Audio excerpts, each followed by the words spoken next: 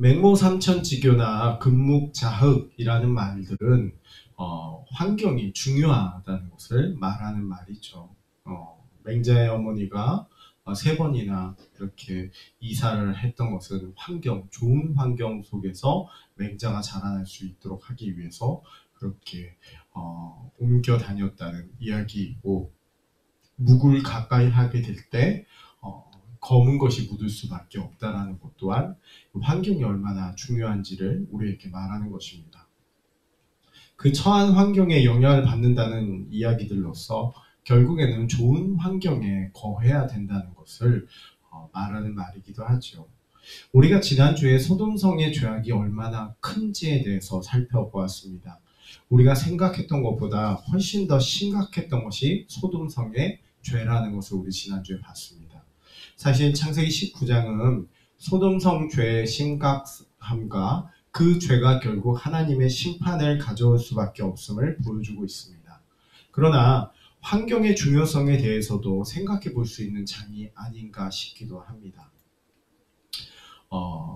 이 롯은 점차 소돔성에 가까워지는 모습을 보이고 있습니다. 우리가 성경을 보면요, 롯이 점차 소돔성에 가까워져서 나중에는 그 중심에 위치하게 되는 것을 볼 수 있는데, 처음에 아브라함과 헤어졌던 롯은 13장 12절을 보게 되니 그 소돔이 있는 그 지역의 도시들에 머무르게 됐고, 조금씩 그 장막을 옮겨서 소돔까지 이르게 됨을 보게 됩니다. 그리고 14장 12절에서는 이제 소돔에 거주했다라고 표현하고 있죠. 그러니까 처음부터 소돔성에 들어갔던 것은 아니고 조금씩 이동하면서 소돔성에 가까워져 갔다는 것을 보게 됩니다. 그리고 우리가 지난주에 봤던 것처럼 성문 앞에 앉아 있었다라는 말은 결국 그 사회의 중심인물이 되었음을 보여주는 부분이라고 얘기 드렸습니다. 결국엔 롯은 점차 소돔성의 중심으로 향하는 모습을 우리에게 보여주고 있다는 것이죠. 그렇다면 앞서 말했던 금묵자흑이라는 말처럼 롯 또한 환경에 영향을 받는 모습이 있었을까요? 분명 성경은 롯을 의인으로 보게 만들어줍니다. 아브라함처럼 나그네를 대접하는 모습을 보여주기도 했고, 심판 가운데서 구원받는 롯의 가정의 모습을 통해서 우리 앞서서 노아의 경우도 심판 가운데서 구원받을 때 이 노아를 의인이라 칭했던 모습을 우리가 보게 되면, 분명히 성경은 롯에 대해서 의인으로 읽게 만드는 모습을 볼 수 있죠. 또 하나, 아브라함이 소돔성을 놓고 기도할 때 뭐라고 기도하냐면 의인을 악인과 함께 죽이심이 부당하다라고 기도하는데, 사실 롯과 그의 가족은 그 소돔성에서 죽지 않고 살아났다는 것은 롯이 의인으로 보도록 만드는 부분이라는 겁니다. 그러나 금묵자흑이라는 말처럼 죄로 가득한 소돔성의 영향을 롯 또한 어느 정도 받지 않았을까, 받을 수 있겠다라는 결론을 내릴 수밖에 없습니다. 왜냐하면 죄로 가득한 그 소돔성에 어느새 점차 다가섰고 롯이 중심에 와 있다라는 것을 창세기 19장은 우리에게 보여주고 있기 때문이죠. 첫 번째로 이 지체한 롯에 대한 부분을 우리가 좀 봐야 될 것 같습니다. 15절을 보니까 동틀 때 천사가 롯을 재촉하여 이르되 일어나 여기 있는 내 아내와 두 딸을 이끌어내라. 이 성의 죄악 중에 함께 멸망할까 하노라. 지금 천사가 지금 여기가 멸망할 수 있으니 빨리 도망치라라고 얘기를 해준단 말이에요. 그럴 때 16절을 보면 성경은 이렇게 말합니다. 그러나 롯이 지체하매라는 것이죠. 천사는 이 소돔성의 멸망을 두고 롯을 재촉합니다. 빨리 도망치라고 얘기를 합니다. 롯이 천사인 걸 몰랐기 때문에 지체했던 것은 아니라는 걸 우리가 알 수 있습니다. 앞서서 소돔 사람들의 눈을 멀게 했던 것을 보아도 충분히 신적인 권위가 있는 자라는 것을 롯은 알고 있었을 겁니다. 그러니 소돔성이 멸망한다는 말은 지금 당장 지진이 일어나면 우리가 당장 건물 바깥으로 도망쳐야 되는 것처럼 급하게 바깥으로 나가야 되는 부분인 것이죠. 그런데 성경은 롯이 지체하고 있다라고 기록을 하고 있습니다. 단순히 롯의 동작이 되게 굼떠서 동작이 느릿느릿한 그런 나무늘보 같은 그런 사람이라서 롯이 그러하다라는 걸 말하기 위해서 기록한 것은 아니라고 보여집니다. 그렇다면 롯에 대체 무슨 이유로 지체했을까요? 소돔 사람의 멸망을 막아보기 위해서, 아니면 자기의 온몸으로 그 소돔이 무너지면 자기가 여기에 버티고 있으면 소돔이 조금이라도 1초라도 늦게 망가지니까 그런 건 아닐 것 같습니다. 하나님의 섭리를 지연시키려는 대적의 모습으로 감히 하나님께서 소돔성을 멸망시키려 하지만 내가 어떻게든 이걸 막아보겠다라는 그러한 목적으로 그렇게 지체했다, 우리 그렇게 볼 수 없습니다. 그렇다면 롯이 대체 왜 지체했을까요? 이거에 대해서 가장 설득력이 있을 수 있는 이야기는 소돔성에 있는 재물 욕심이 아니었을까 싶습니다. 애초에 롯이 소돔성까지 가게 된 이유를 우리가 잠깐 생각해 봤으면 좋겠습니다. 이에 롯이 눈을 들어 요단 지역을 바라본즉 소알까지 온 땅에 물이 넉넉하니 여호와께서 소돔과 고모라를 멸하시기 전이었으므로 여호와의 동산 같고 애굽 땅과 같았더라. 지금 롯의 눈에 소돔과 그 지역이 어떻게 보이냐면 에덴 동산 같았다는 것이죠. 지금 우리가 앞서서 아브라함과 롯이 그 물질 문제로 인해서 갈라서게 되고, 아브라함이 네가 좋은 땅을 택해라, 물질적으로 풍부해질 수 있는 좋은 땅을 택해라 라고 말할 때 롯은 이 소돔 지역을 택했습니다. 그렇게 그 지역에 내려갔던 롯이었다는 것이죠. 앞서서 아브라함은 애굽 사건 이래로 물질에 있어서 완전히 시험을 통과한 모습을 보여주고 있었지만, 그래서 아브라함에게는 더 이상 물질이 주요 순위, 최우선의 순위가 아니었음을 보여주었지만 롯은 달랐습니다. 그는 물질로 인해서 아브라함과 갈라서게 되었고, 그가 어느 땅을 택하냐에 있어서 선택하게 되는 순위는 여호와가 아니라 물질이었다는 것을 우리는 볼 수 있습니다. 그러니 사실 소돔성을 떠나기를 지체했다라는 이 짧은 표현에는 롯이 사실 그 지체한 유일한 이유가 물질에 대한 미련 때문이라고 밖에는 생각할 수 없게 됩니다. 또한 또 두 번째 돌아보는 롯의 아내의 이야기를 잠깐 봐야 될 것 같은데, 25절 26절이 이렇습니다. 그 성들과 온 들과 성에 거주하는 모든 백성과 땅에 난 것을 다 엎어 멸하셨더라. 롯의 아내는 뒤를 돌아보았으므로 속은 기둥이 되었더라. 이 소돔성 심판 이야기에 있어서 궁금증을 자아내는 장면이 하나 있습니다. 그게 뭐냐면 뒤를 돌아보아 속은 기둥이 된 롯의 아내의 이야기입니다. 이 어린 시절에야 단순히 호기심에 하지 말란 일을 했다가 재앙을 입었다, 이런 해석을 받아들이기 쉽지만, 과연 하나님께서 보지 말란 것을 보았다고 해서, 그러니까 단순히 호기심을 가졌다고 해서 심판을 내리시는 분이실까? 하나님이 단순히 호기심을 가진 사람을 죽이는 하나님이실까? 호기심 하나의 이유 때문에 죽이시는 하나님일까? 우리는 그렇게 보기는 힘들 것 같습니다. 성경 전체적으로 봤을 때 하나님이 그렇게 마치 요즘 말대로 이렇게 초등학생처럼 즉흥적이고 깊이 생각하지 않으면서 마음대로 행동하는 그런 하나님은 아니셨을 것 같습니다.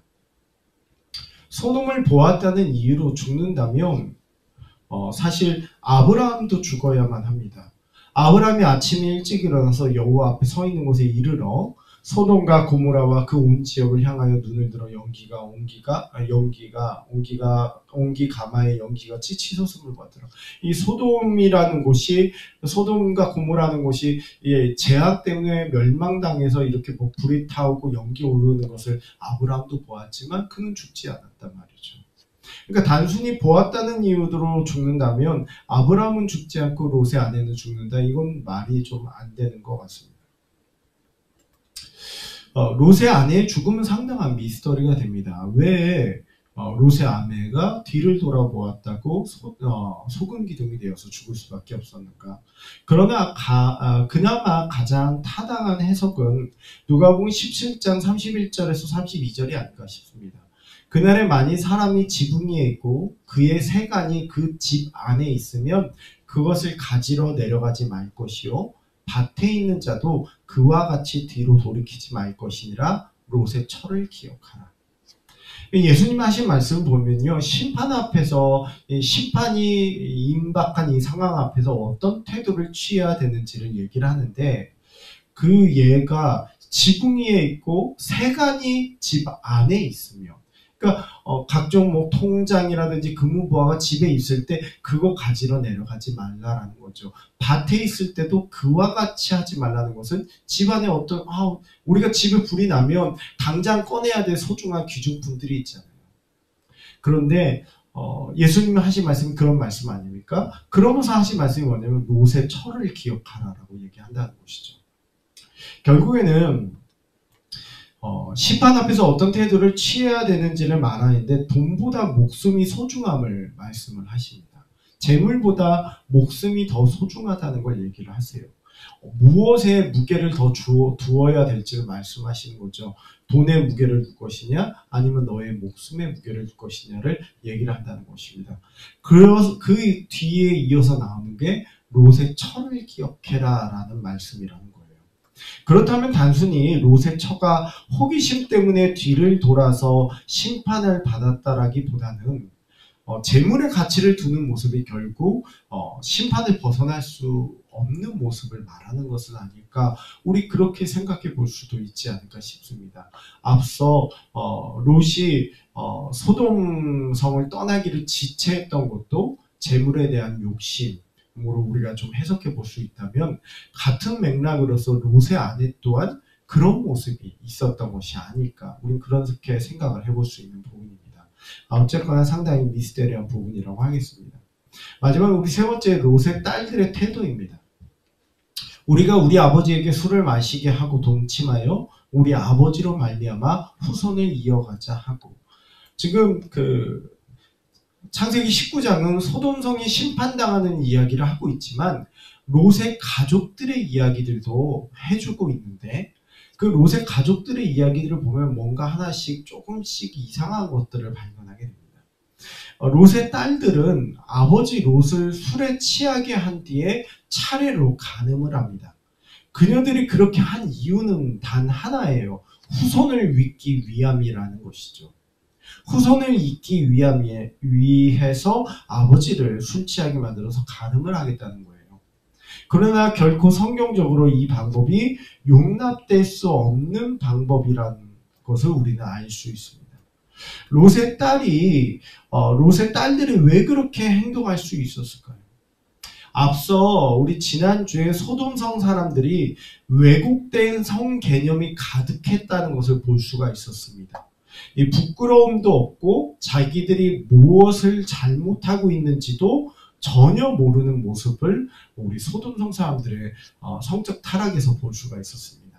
딱 그런 모습이 아닌가 싶습니다. 이 딸들의 모습도 부끄러움도 없고 무엇이 잘못인지도 모르는 모습으로 행동하고 있다는 것이고, 서로 결정을 지어서 이러한 행동을 하고 있다는 것이죠.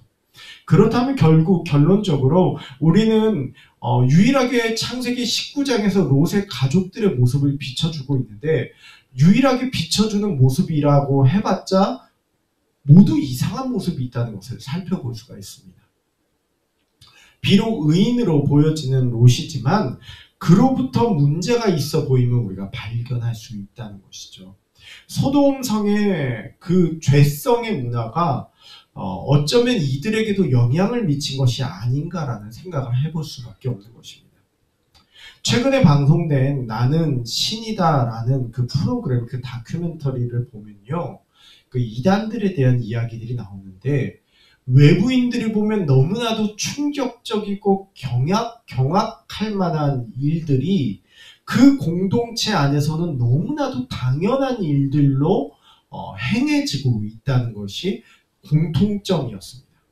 JMS나 아가동산이나 다른 곳들도 외부인들에게는 경악할 만한 일들인데 자기들 안에서는 전혀 어색하지 않고 경악할 만하지 않고 너무나도 자연스러운 일들이었다는 거예요. 공동체 문화가 그러할 수가 있습니다. 잘못되어 있지만 자신들 안에서는 전혀 이상하게 느껴지지 않는 모습이 될 수 있다는 거예요. 자기들은 전혀 깨닫지 못합니다. 자기들이 잘못되어 있다는 걸 전혀 깨달을 수가 없습니다. 소돔성에 오랜 시간 동안 거주하며 영향을 받았던 롯의 가족의 가치관도 어쩌면 점차 변화되고 있었던 것이 아닐런지 생각해 볼 수밖에 없습니다. 그렇다면 중요한 것은 우리입니다. 우리는 어떻습니까? 우리는 우리 스스로도 알지 못한 채 자연스럽게 다가온 문화로 인해 죄는 우리를 검게 물들어 버릴 수가 있습니다. 그 문화 바깥에 누군가가 봤을 때는 정말 이상한데 우리 안에서는 아무런 이상이 없고 너무 자연스러운 모습이 될 수 있다는 겁니다. 그렇기 때문에 우리는 항상 시대를 분별할 줄 아는 지혜가 필요하다는 것이죠. 바울이 뭐라 그랬냐면 너희는 이 세대를 본받지 말고 오직 마음을 새롭게 함으로 변화를 받아 하나님의 선하시고 기뻐하시고 온전하신 뜻이 무엇인지 분별하도록 하라. 이 말이 앞서 했던 말들 아닙니까? 그 공동체의 문화, 그 세대를 본받지 말고 하나님의 뜻이 무엇인지 분별해라. 우리가 인식하지도 못한 채 우리의 곁에 다가온 죄의 영향이 우리를 물들여 버릴 수가 있습니다. 그렇기에 항상 자신의 환경과 공동체의 환경을 돌아보고 하나님의 말씀 앞에 비추어 봐서 옳은지 판단할 줄 아는 지혜가 무엇보다 필요할 줄로 믿습니다. 롯의 가족처럼 되지 않도록 하기 위해서입니다. 우리가 또 하나 살펴볼 것이 이것입니다. 구원받은 롯의 행위로 구원을 받았는가, 은혜로 구원을 받았는가입니다. 분명 롯은 의인이라고 생각할 수 있습니다. 앞서 얘기했던 것들을 봐도 롯은 의인이라고 얘기할 수 있습니다. 그러나 그가 심판 가운데서 구원받은 것은 결국 하나님의 은혜였습니다. 16절은 이렇게 얘기합니다. 그러나 롯이 지체함에 그 사람들이 롯의 손과 그 아내의 손과 두 딸의 손을 잡아 인도하여 성 밖에 두니 여호와께서 그에게 자비를 더하심이었더라. 심판받을 세상, 무너질 수밖에 없는 세상, 그 공동체, 심판받아서 지금 모두 다 몰살당할 수밖에 없는 그 공동체 속에서 구원받는 이야기는 창세기의 롯의 이야기만이 아니라 노아의 이야기도 있습니다. 그런데 노아 또한 성경이 뭐라고 얘기하냐면 의인이라고 이야기를 합니다.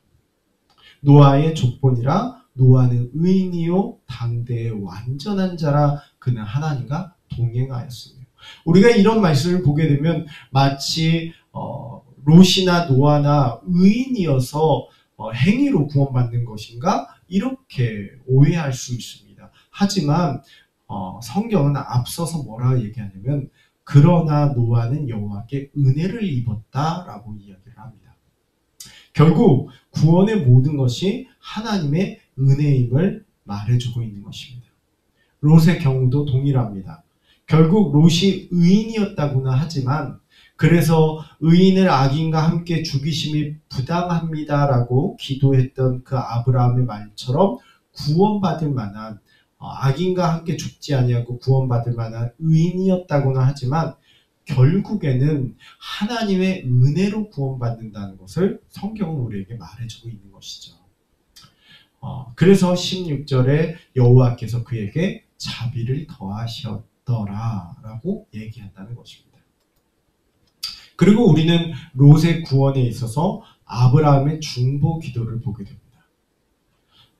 29절에 하나님이 그 지역의 성을 멸하실 때, 곧 롯이 거주하는 성을 엎으실 때에 하나님이 아브라함을 생각하사 롯을 그 엎으시는 중에서 내보내셨더라라는 것입니다. 결국 구원에 있어서 하나님의 긍휼이 있어야만 가능하다는 것을 우리가 볼 수 있게 됩니다. 하나님의 은혜 외에는 우리의 구원에 있어 최종적인 무엇이 없습니다. 우리의 행위가 우리의 구원의 최종적인 무엇을 할 수 있는 것이 아니고 온전히 하나님의 은혜로만이 우리가 구원을 받을 수 있다는 것을 기억해야 됩니다. 또한 중보기도의 필요성도 우리 창세기 19장은 우리에게 말해주고 있다는 것이죠. 앞서 창세기 18장에 있어서 아브라함이 소돔성을 놓고 중보기도했던 그 모습에 있어 하나님이 아브라함을 생각하사라고 성경이 말하는 것은 바로 그 아브라함의 중보기도가 필요했다라는 것을 말해주고 있는 것입니다. 오늘날도 우리가 감히 구원을 행할 수는 없습니다. 우리의 삶에 있어서 하나님의 긍휼의 은혜 없이는 전혀 어떤 구원에 영향을 미칠 수가 없습니다. 하지만 중보기도의 필요성을 생각해 봐야 될 것 같습니다. 성경은 우리에게 이것을 가르쳐주고 있기 때문입니다.